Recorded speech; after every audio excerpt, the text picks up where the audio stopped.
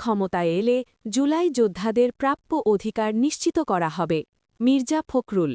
BNP মহাসচিব মির্জা ফখরুল ইসলাম আলমগীর বলেছেন, BNP আগামীতে রাষ্ট্র পরিচালনার দায়িত্ব পেলে জুলাই গণঅভ্যুত্থানের যোদ্ধাদের সর্বোচ্চ সম্মান, নিরাপত্তা ও তাদের প্রাপ্য অধিকার নিশ্চিত করা হবে।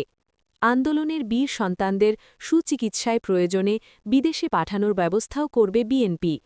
বুধবার ৪ জানুয়ারি রাত ১০টায় ঠাকুরগাঁওয়ের মির্জা রুহুল আমিন মিলনায়তনে জুলাই যোদ্ধা ও তাদের পরিবারবর্গের সঙ্গে মতবিনিময় সভায় তিনি এসব কথা বলেন।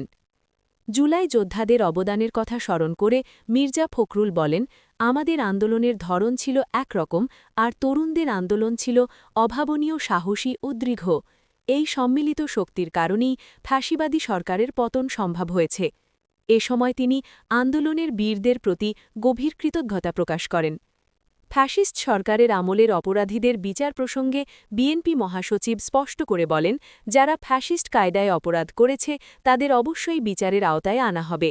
বিচার প্রক্রিয়া ইতোমধ্যে শুরু হয়েছে এবং তা অব্যাহত থাকবে। একই সঙ্গে তিনি জুলাই যোদ্ধাদের পূর্ণ নিরাপত্তা নিশ্চিত করার প্রতিশ্রুতি দেন। ঠাকুরগাঁওয়ের উন্নয়ন নিয়ে আক্ষেপ প্রকাশ করে মির্জা ফখরুল বলেন, ঠাকুরগাঁও একটি অবহেলিত ও দরিদ্র জেলা। বিগত সরকারগুলো রাজনৈতিক প্রতিশ্রুতি দিলেও এখানে বড় কোনো কলকারখানা বা উন্নয়নের কাজ করেনি। বিএনপি ক্ষমতায় এলে এই অঞ্চলে কৃষিভিত্তিক শিল্প গড়ে তোলা হবে। এছাড়া ব্যক্তিগত উদ্যোগে ফার্ম প্রতিষ্ঠা, কারিগরি শিক্ষার প্রসার এবং আইটি খাতে দক্ষ জনশক্তি তৈরিতে বিশেষ প্রকল্প গ্রহণ করা হবে, যাতে তরুণরা ঘরে বসেই আয়ের সুযোগ পায়।